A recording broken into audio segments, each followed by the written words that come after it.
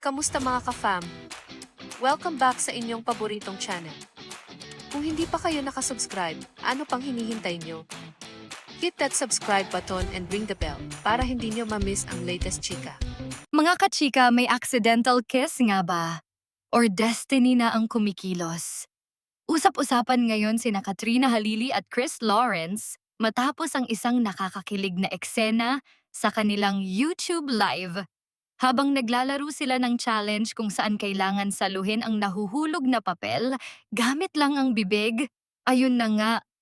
Imbes na papel ang maipit, labi pala ng isa't isa ang nagtagpo. Kitang-kita ang gulat ni Chris, habang si Katrina naman ay tawang-tawa sa nangyari. Pero ang mas nagpataas ng kilig, biglang hirit ni Chris ng isa pa, sabay hawak pa sa bewang ni Katrina. Aba, ibang level yata yan, Papa Chris. Matatandaan na matagal ng usap-usapan na nililigawan umano ni Chris si Katrina.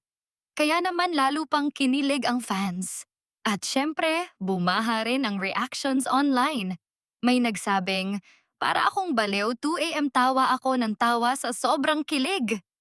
Diyos ko, tukaan yarn, pati pagtulog ko. Tukaan pa rin ang napanaginipan ko. At ang pinakapanalo? Paldong-paldo din ang aming mga mata sa sobrang kilig.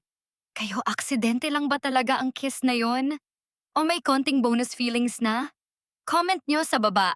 Huwag kalimutan mag-like, subscribe, and hit the bell for more updates. Kita-kits ulit sa next video, mga ka-fam.